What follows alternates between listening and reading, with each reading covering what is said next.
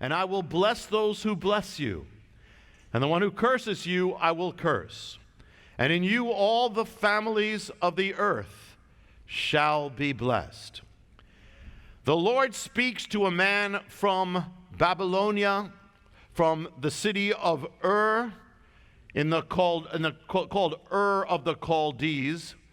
And he says to them, he says to him actually at that point, go forth, I'm calling you. He separates this man, and I'm going to take you to a land that you don't know that I'm going to show you. I will make you a great nation, and in you all the nations of the earth shall be blessed. And I'm going to bless everyone who blesses you, and I'm going to curse those who curse you. God chooses one man. His name in Hebrew at that time, Avram. Try it. Avram. It would become Avraham. So he steps out in faith.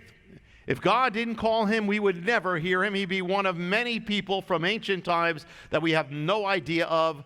As how many other people do we know from there? Almost none. And then he has a wife named Sarai at that time. Her name would be changed to Sarah. And they are traveling in tents. They're traveling with, they take off and they go with sheep and with herds, and they live by faith. They follow this calling from God to a place that they have never seen before. They leave everything, and they go to this land, and God says, I'm going to give you this land, Abraham. And look, not only am I going to give it to you and your children, now Abraham is already old and his wife is already old, past childbearing, but God says, look up at the stars and see if you can count them. Then you can count the number of children you will have. And look at the sand of the shore. If you can count it, that's the children. God is not doing this literally, that you count all the stars in the universe, but saying you look up, you cannot count those stars. Abraham, you will not be able to count the number of children you will have, even though he has no way of having children because they're both old, and especially his wife cannot bear. But then God says, you will have a child. At one point they think we got to do it another way, but God says, no, it's going to come from Sarah. And this time next year, you will have a child. Sarah hears it. She laughs. And so when God says, why'd you laugh? Sarah says, I didn't laugh. Not a good thing to try to fool God. So he says, but you did. And so the name of the child is called Laughter because of that. He's a miracle child. Makes no sense. His name is Yitzhak. That's how you say it in Hebrew. Yitzhak. Try it. It's not an easy one. Yitzhak. And from that we get the word, we say Isaac. But it's laughter. The child is called Laughter. And from this child of Abraham, Isaac, will come all the other children of Abraham, all the other children of promise. Every child of Israel, every Jewish person today is a child of Abraham through Isaac, through the miracle. The Jewish people should not exist, in many ways, but from the very beginning they shouldn't exist. The whole thing is based on a miracle. Any Jewish person is based on the miracle from the womb of a woman who could not bear.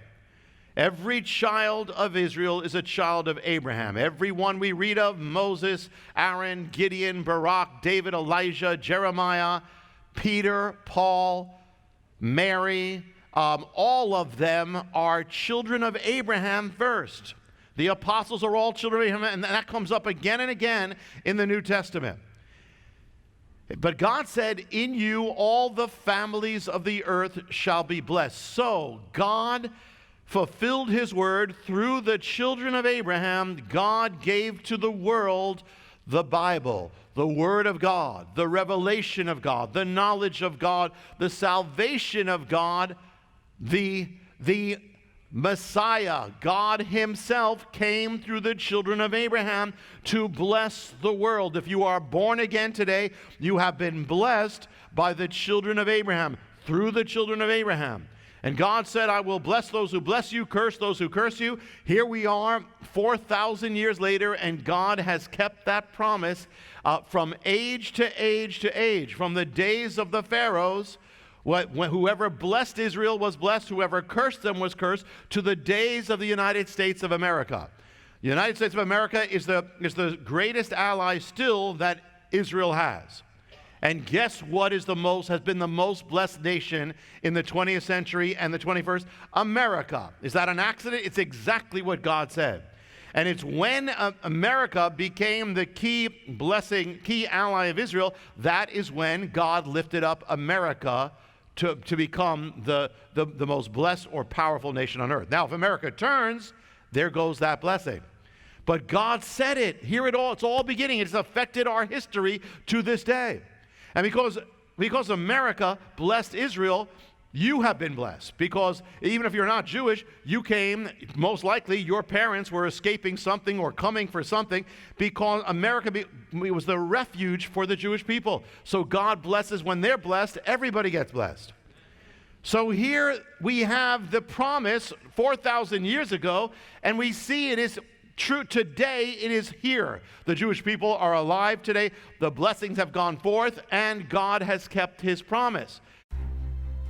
To find out how you can receive more of Jonathan's teachings, to receive special free gifts, or get in touch, go to hopeoftheworld.org or call toll-free 1-800-YESHUA-1. That's hopeoftheworld.org or call 1-800-YESHUA-1. That's 1-800-937-4821. You can also get more at Jonathan Cahn's Facebook page or write us direct at Hope of the World, Box 1111, Lodi, New Jersey 07644, USA.